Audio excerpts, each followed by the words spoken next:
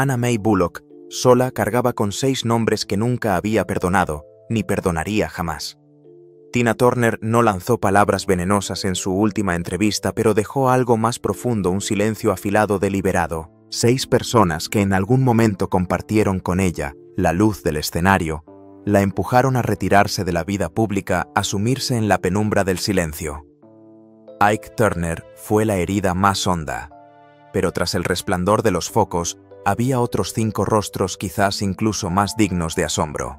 Uno le tiró del vestido, otro le robó la fama, otro acaparó toda la gloria, y uno que fue como un hermano terminó eligiendo la vanidad olvidando sus raíces. No se trata de un relato de escándalos, sino de la verdad desnuda, sobre la confianza traicionada, sobre una mujer que luchó por ser ella misma y que ahora nombraba a quienes le sembraron dolor. Antes de adentrarnos, no olvides dar me gusta, comentar y suscribirte. Porque esta historia no es solo de Tina Turner, sino de todos aquellos que alguna vez confiaron con ingenuidad. Se dice que perdonar es el acto más noble, pero si a quien debes perdonar te ha estrangulado el corazón cada noche, te ha hecho perderte en ti misma. Esa nobleza se convierte en un castigo persistente, silencioso, profundo, que resuena en cada rendija de la memoria. Esto no es una balada triste, sino un alegato que duró más de 16 años, el tiempo que Tina Turner convivió con el hombre que compartía su apellido. En 1976 se divorció de Ike Turner, esposo, compañero musical y sembrador del miedo en cada célula de su cuerpo. Aquella noche Tina solo llevaba 36 centavos y una tarjeta de gasolina, vestida con ropas manchadas de sangre y con la autoestima hecha añicos. Sin maletas, sin fama, solo con una certeza: marcharse o morir. No fue valentía, fue instinto de supervivencia. Pocos sabían que antes había intentado huir al menos en 3 ocasiones, siempre atrapada por promesas, amenazas o falsas ternuras. Cuando un hombre controla tu voz, tus focos y tu nombre, marcharse es un descenso al infierno. Tina contó que había sido golpeada hasta quedar inmóvil mirando el techo y pensando: si muero al menos será un punto final. El dolor más hondo no fueron los puños ni los insultos, sino sentirse invisible, la sombra al lado de un supuesto genio. Tuvo que soportar que la prensa alabara a Ike mientras ella era el trueno en cada nota. La comunidad negra lo veneraba como un símbolo, algo que ella comprendía, pero no podía aceptar. En aquel amor habitaba también la ceguera, la violencia justificada como virilidad. En una sociedad en lucha por el reconocimiento, las mujeres negras como Tina apenas tenían espacio para expresar su dolor. Solo podían resistir. Ike Turner le arrebató su nombre, transformando a Anna May Bullock en Tina Turner, sin consultarle. La identidad que luego se volvió leyenda nació como cadena. Tina lo conservó no por respeto, sino porque ya no le quedaba nada propio. Lo había perdido todo, pero aún tenía el nombre y no podía permitir que me lo quitara. El perdón no fue como en las películas, fue silencio seco y profundo. En su última entrevista dijo: lo perdoné, pero eso no funcionaría para él. Una frase como cicatriz ya no duele, pero nunca desaparece. Ike Turner murió en 2007, pero para Tina ya había muerto la noche en que lo abandonó. Le preguntaban: ¿por qué no te marchaste antes? Esa pregunta es como pedirle a un preso que vuele. Nace del privilegio y de no entender la fuerza de un hombre sobre una mujer. Lo que ella sufrió no fue solo una historia privada, sino el resultado de una sociedad que toleraba, aplaudía y callaba. El dolor más profundo no fue el golpe, sino la absoluta soledad. Cuando las luces se apagaban y los aplausos cesaban, volvía a la oscuridad. En la oscuridad, Tina Turner sobrevivió no por milagro, sino por resiliencia. Se volcó en la meditación, el yoga, la lectura de sutras budistas. Cuando le preguntaron por qué no odiaba, sonrió. El odio también encadena.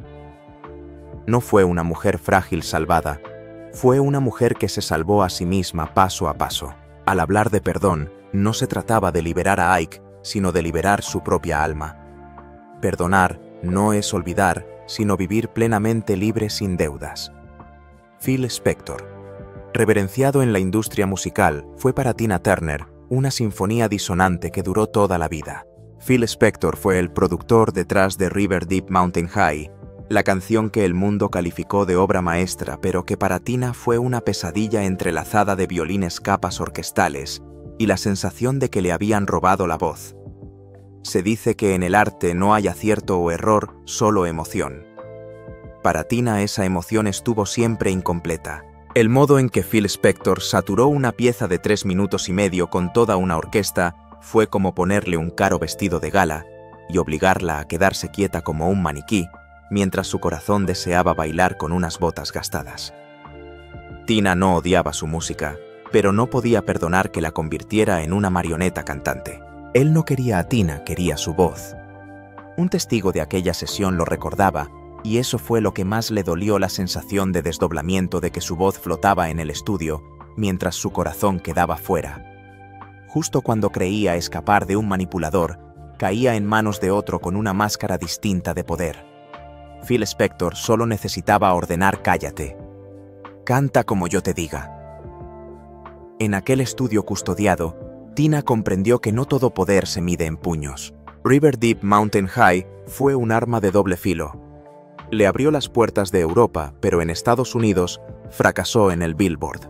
Tina no se sorprendió, no la escuchaban a ella, escuchaban a Phil Spector, al productor que escogía hasta el último instrumento. Él afinaba cada tambor, cada campana, e incluso prohibió a Ike Turner acercarse a la grabación, desatando su ira. Una vez más, Tina quedaba atrapada entre dos hombres poderosos que la disputaban como mercancía. Phil Spector exigió casi 20 tomas sin dejarla salir ni comer hasta terminar. En ocasiones se dejó caer al suelo, mirando al techo, gritando la letra como un ruego. «¿Me amas? Dios mío». Su canto se convirtió en lucha y suplicio. Años más tarde, cuando un periodista le preguntó por qué no volvió a trabajar con él, Tina solo sonrió, sin insultos, sin ira, solo silencio. «Él hizo música, pero no me hizo a mí», dijo. Pocos sabían que Phil Spector subía el volumen de la orquesta por encima de la voz de Tina desde el principio, queriendo que el sonido aplastara su canto. Para Tina era otra forma de ser sepultada, sin que nadie la rescatase. Después Phil Spector tuvo problemas legales por su comportamiento violento, pero Tina guardó silencio, comprendiendo que a veces el genio no es más que un disfraz del egoísmo. Si Ike Turner fue la cicatriz profunda en su cuerpo, Phil Spector fue el corte dulce y persistente en su sueño artístico, que no dejaba heridas visibles, pero sí un dolor latente nacido de la admiración. Ella había esperado que Phil Spector le ayudara a encontrar un nuevo sonido, pero lo único que consiguió fue hundir su voz en el océano de él. El talento no es excusa para despreciar los sentimientos de los demás. Tina no tuvo derecho a elegir su propia mezcla, pero al salir del estudio supo que no habría una segunda vez. No guardó rencor, no habló mal, simplemente nunca volvió a colaborar. La manera de perdonar de Tina Turner fue no permitir que nadie repitiera aquel error, sin juicios, sin dramatismos, solo una negativa silenciosa y firme. A veces, la forma más sutil de no perdonar es desaparecer para siempre de la órbita del otro. A finales de los años 80, en el backstage de un evento, Tina Turner se sentó cerca de Madonna. Sin saludos, sin miradas, solo un aire repentinamente denso. Tina nunca habló mal de Madonna, pero en el mundo artístico todos entendieron que aquello era un rechazo. Tina era la reina.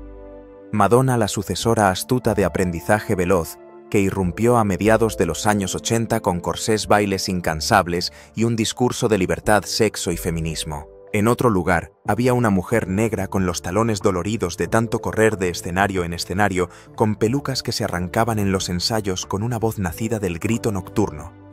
Sigo viva y no soy víctima. Tina no estaba enfadada por el éxito de Madonna, pero no podía olvidar la sensación de ver a una mujer blanca y rubia subir al escenario, cantar sobre sí misma y recibir aplausos como si fuese la primera en hacerlo. Tina Turner dijo una vez: «Yo no luché para ser copiada, luché para ser libre».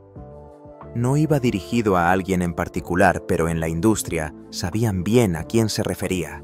No pedía gratitud, simplemente no podía aceptar que la historia olvidara quién fue la primera. Antes de que Madonna pisara el escenario con encajes y miradas provocadoras, Ya estaba Tina Turner enfundada en cuero ajustado cuando eso se consideraba inadecuado para una mujer negra.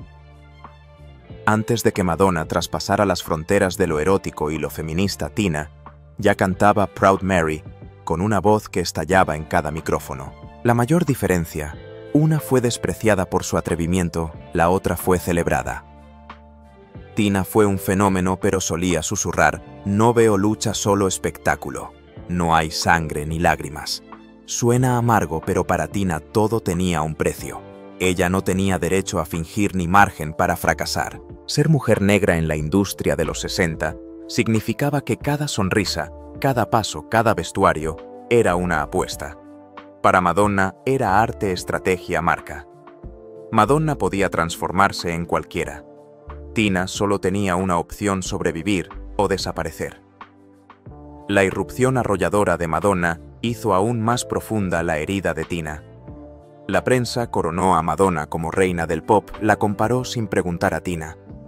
Incluso cuando Tina brillaba en Europa, el nombre de Madonna dominaba y los jóvenes la imitaban. Algunos llamaban a Tina anticuada, pasada de moda. Nadie se lo decía de frente porque sabían que no lo olvidaría. No era envidia, era injusticia. El préstamo no era solo estilístico, sino una distorsión histórica. Madonna era celebrada como pionera de la imagen de la mujer fuerte en el pop, mientras Tina, golpeada por su exmarido hasta romperle la nariz, escapando con 36 centavos, quedaba escrita como la víctima que superó la adversidad. En una entrevista, al preguntarle por Madonna y la ola feminista, Tina sonrió: yo ya lo viví. No necesito representarlo de nuevo. Entendía que Madonna era hija de una nueva era, donde cada rebeldía quedaba grabada por las cámaras, y el pop era una mina de oro. Pero no podía perdonar no a Madonna, sino al sistema que fabricaba sustitutas sin una palabra de gratitud. Tina Turner podía incendiar el Apollo Theater con un solo movimiento de cabeza. Madonna hacía arder estadios con coreografías e imágenes provocativas.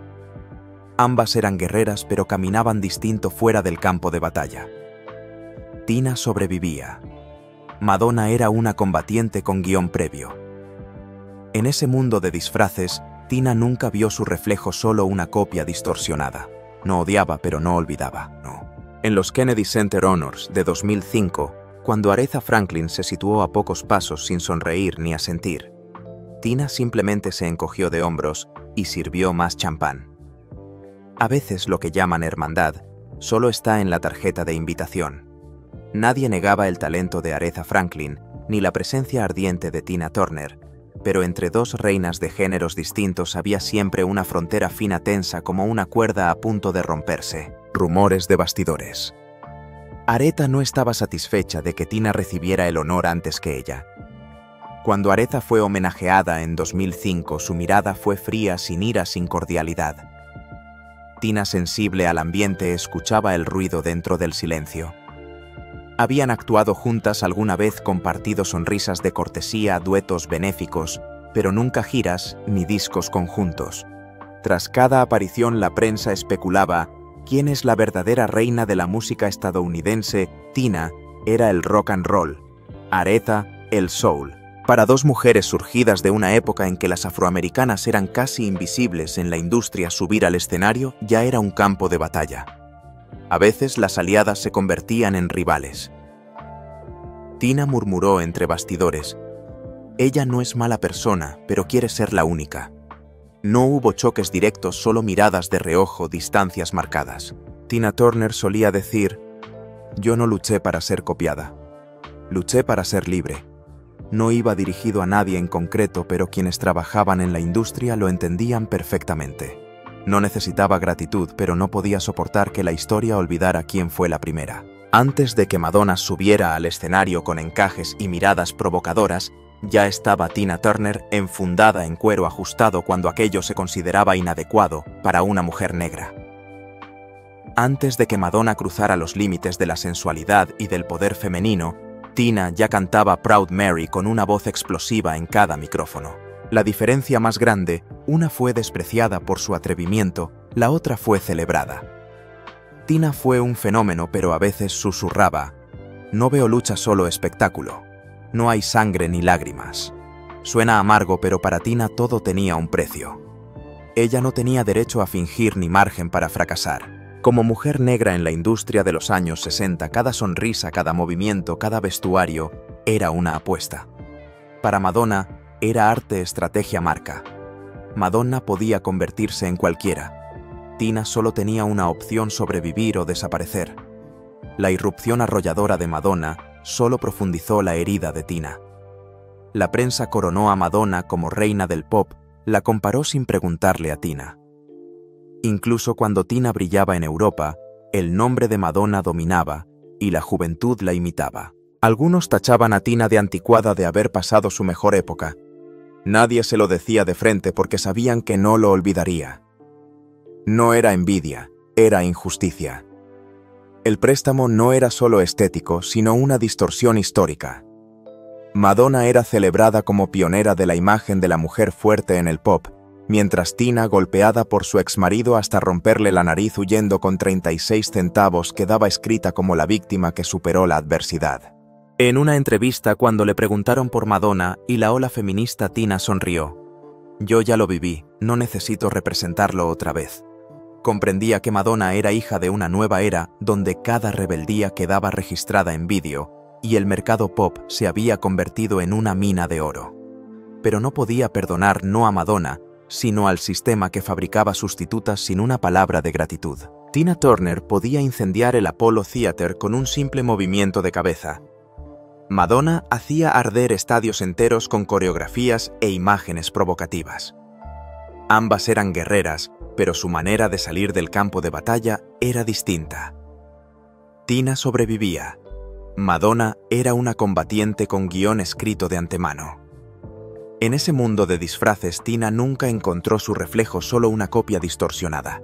No odiaba, pero no olvidaba. En los Kennedy Center Honors de 2005, cuando Aretha Franklin se situó a pocos pasos de ella sin sonreír ni asentir, Tina simplemente se encogió de hombros y sirvió más champán. A veces lo que llaman hermandad solo está en la tarjeta de invitación. Nadie negaba el talento de Aretha Franklin ni la presencia incandescente de Tina Turner sobre el escenario, pero entre dos reinas de géneros distintos siempre existía una frontera fina tensa, como una cuerda a punto de romperse. Rumores de bastidores. Aretha no estaba contenta de que Tina recibiera aquel honor antes que ella. Cuando Aretha fue homenajeada en 2005, su mirada fue fría, sin ira, sin cordialidad. Tina, sensible a la atmósfera, escuchaba el ruido dentro del silencio. Habían actuado juntas alguna vez, compartido sonrisas de cortesía, duetos benéficos, pero nunca giras ni álbumes conjuntos. Tras cada aparición compartida, la prensa murmuraba: ¿quién es la verdadera reina de la música estadounidense? Tina era rock and roll, Aretha soul. Con dos mujeres que surgieron de una época en la que las mujeres negras eran casi invisibles en la industria, subir a un escenario ya era un campo de batalla. A veces las aliadas se convertían en rivales. Tina murmuró entre bastidores: ella no es una mala persona, pero quiere ser la única. No hubo choques directos, solo miradas de soslayo, sentarse lejos una de la otra. Por eso Tina Turner no pudo perdonar aquella frialdad. No por falta de respeto, sino porque fue como una declaración: tú no estás de mi lado. Una antigua asistente contó que tras el homenaje en el Kennedy Center, cuando le preguntaron por Aretha Franklin, permaneció en silencio un instante y luego dijo: ya he conocido a muchas mujeres como ella. No es que me odien, es que temen que yo las eclipse. No era arrogancia, era la verdad desnuda de la industria. Dos mujeres negras no podían ocupar la cima al mismo tiempo. Los medios siempre necesitaban a una por encima y a otra olvidada. Nadie hablaba mal ni se defendía públicamente de aquellas comparaciones tóxicas, y eso era lo que Tina no podía dejar pasar. Le dijo a una amiga íntima: ella nunca me llamó por teléfono, nunca me dedicó un cumplido. Y aún así insisten en llamarnos hermanas. Tina Turner no necesitaba halagos, pero sí necesitaba la verdad. Algunas personas nunca aceptarían que fueras colega porque siempre serías una amenaza. Había soportado miradas de desprecio de hombres pero también el frío de una mujer. Aquel vestido solo fue un instante, pero dejó una herida que jamás sanó del todo. En 1985, en un concierto en directo, Tina Turner y Mick Jagger chocaron como dos tormentas en medio de los gritos de cientos de miles de espectadores. Pasos salvajes, giros frenéticos y aquel tirón de falda fatal. Nadie supo si fue intencionado o accidental. El vestido metálico de Tina se deslizó un segundo mostrando más pierna de lo previsto. Ella sonrió, siguió bailando como si todo estuviera planificado. Pero entre bastidores todo estalló. Un miembro del equipo de producción recordaba: ella no gritó, no se enfadó, pero la mirada de Tina hizo callar a toda la sala. Se quitó los zapatos, dejó el micrófono sobre la mesa y dijo algo que aún recuerdo: él ha cruzado la línea entre lo sensual y la falta de respeto. Tina sabía bien que la frontera entre la liberación y la humillación era frágil, sobre todo para una mujer negra en una industria dominada por blancos. Mick Jagger, el cantante salvaje de los Rolling Stones, era visto como un icono sexual del rock and roll. Podía hacer cualquier cosa en el escenario y se llamaba arte. Pero no todos tenían derecho a usar el cuerpo de otro, mucho menos bajo todas las cámaras. Desde aquel día, Tina nunca volvió a hablar con Mick. Aunque coincidieron en algunos eventos, los apretones de manos eran fríos y nunca aceptó una invitación a reunirse. Algunos productores propusieron la gira mundial Fire and Stone, pero Tina rechazó sin explicación. El problema no era solo la falda. Para Tina simbolizaba todas las veces que otros, especialmente hombres blancos, traspasaron los límites que ella misma había marcado. ¿Cuántas veces la empujaron a salir al escenario con trajes más cortos que su dignidad? Mick Jagger no pidió disculpas no por soberbia, sino porque para él era solo un instante de rock and roll. Pero Tina vivía de memorias, no de instantes. Y la memoria de una mujer desnudada y golpeada por su exmarido no borraba fácilmente ningún gesto que insinuara posesión. Tina Turner no gritó, no denunció, no hizo declaraciones públicas. Simplemente se negó en silencio, pero con firmeza: no aparecer, no actuar, no volver a cantar aquella canción. Un periodista le preguntó por el incidente y ella sonrió. Ya lo he dado todo, pero no todos saben cuáles son sus límites. Su voz no tenía rabia, solo una tristeza suave, la de alguien que recuperó su cuerpo y su dignidad tras un pasado de cicatrices, pero aún era tocada de la manera equivocada justo cuando creía estar a salvo. Tras bastidores, su antigua asistente siguió considerando aquel tirón de falda como un tabú. Tina Turner no guardaba rencor. Perdonó a Ike, colaboró con muchos que habían dudado de ella. Pero ante un error invisible, una invasión de los límites autoimpuestos, Tina sonrió, pero nunca volvería a bailar con Mick Jagger. Una joven abrazó a Tina entre bastidores con los ojos brillantes de felicidad, diciendo: «Eres todo lo que siempre soñé». Y sin embargo, pocos años después, en una gira deslumbrante, ni siquiera se mencionó el nombre de Tina Turner. Ella no mostró ira ni indirectas, pero quienes la conocían entendían aquel silencio pesaba como una losa. La noche en que Beyoncé brilló en la gira mundial Mrs. Carter Show en 2008, no hubo un solo gesto de gratitud hacia quien la había llevado de la mano al escenario de los Grammy, con Tina allí emergiendo como una diosa del rock poderosa y majestuosa.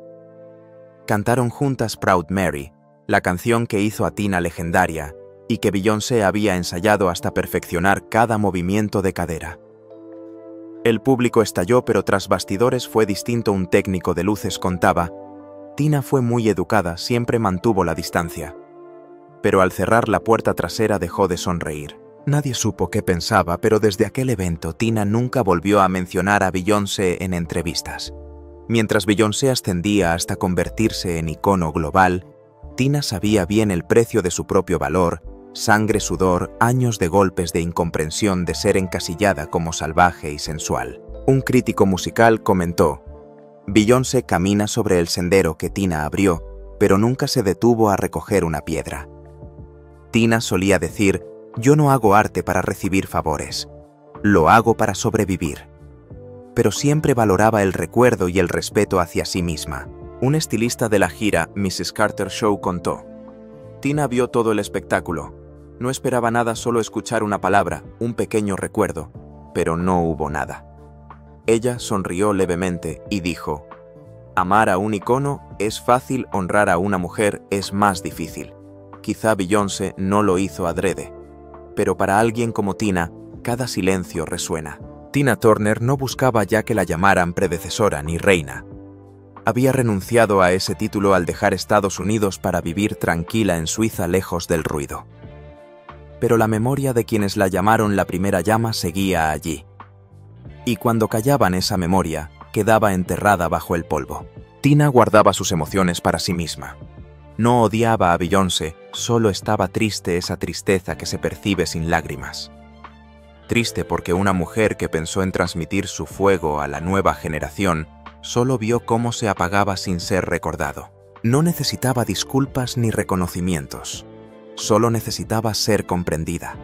La historia de Tina no trata solo de perdón o de ira, sino de recordar que incluso la mujer más fuerte puede sentirse abandonada. Si esta historia ha tocado tu corazón, dale a me gusta, deja un comentario para compartir tus emociones y suscríbete al canal para no perderte más relatos sinceros y conmovedores como este. Esta historia no es solo de Tina Turner, sino de todas las personas que alguna vez fueron olvidadas, que sufrieron en silencio y aún así sobrevivieron con dignidad.